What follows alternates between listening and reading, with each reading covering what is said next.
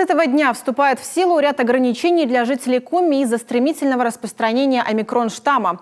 Антиковидные меры было принято усилить сразу после того, как управление Роспотребнадзора озвучило неутешительный прогноз – 3500 заболевших коронавирусом в сутки. Подобное количество больных медслужба региона отработать не способна.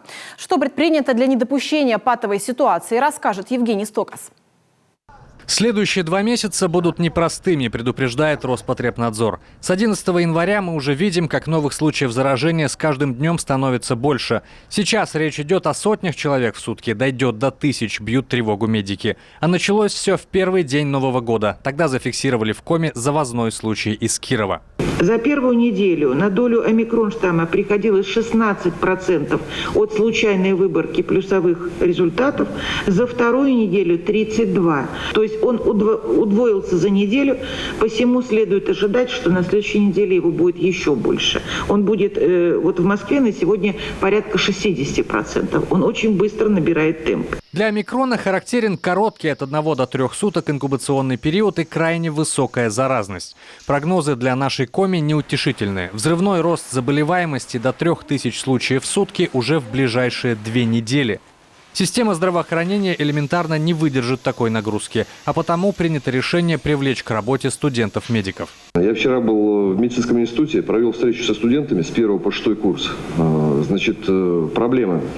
Могут принимать участие на позиции медицинских сестер и принимать участие в работе амбулаторного звена и работу скорой медицинской помощи студенты с 4 по 6 курс. Предложение по остальным, получается, студентам института и сотрудникам колледжа – это работа, оплачиваемая работа с трудоустройством в поликлинике, на колл-центре прежде всего, и работа по доставке лекарственных препаратов и прочее. То есть как медики они не могут непосредственно принимать участие. В указ о введении режима повышенной готовности накануне были внесены изменения. Инициатором нововведений стал Роспотребнадзор. Итак, на закрытый режим работы переходят все интернаты, детские дома. В одном из них уже выявили первый случай заражения омикроном маленького ребенка. Он не покидал стен интерната, а значит заразил его, судя по всему, кто-то из медперсонала. Также театры и кинотеатры отныне работают без зрителей. Отметим, республикой предусмотрена поддержка субъектам малого и среднего бизнеса. Предлагается компенсировать арендные платежи по городам на одного субъекта МСП не более 320 тысяч рублей и не более 70 тысяч рублей на одного субъекта МСП по муниципалитетам. И по расходам, связанным с деятельностью в период ограничений, из расчета 1 МРОТ на одного работника с учетом средневзвешенного районного коэффициента. И размер составит на одного работника порядка 25 960 рублей.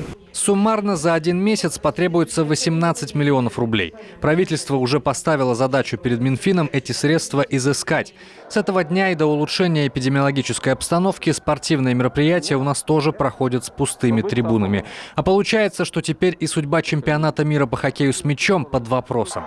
Соревнования должны пройти этой весной и вполне вероятно придутся на пик заболеваемости. Об этом Владимир Уйба сообщил в эфире телеканала «Россия-24». Мы сейчас уже запросили Москву в части того, проводить или не проводить этот чемпионат. А если и проводить, то, скорее всего, без болельщиков, без зрителей. В общем, он, конечно, проиграет чемпионат, но, тем не менее, создать там очаг заражения ни в коем случае нельзя. Сейчас в республике госпитализировано с коронавирусом 705 человек. Такая относительно спокойная ситуация – явление временное, сообщают медики. Готовиться надо к цифрам, каких мы еще ни разу не слышали. И непривитые под ударом в первую очередь. В регионе уже был опыт, когда санаторно-курортные учреждения отдавались под больных ковидом. И, похоже, этот опыт нам надо вспоминать.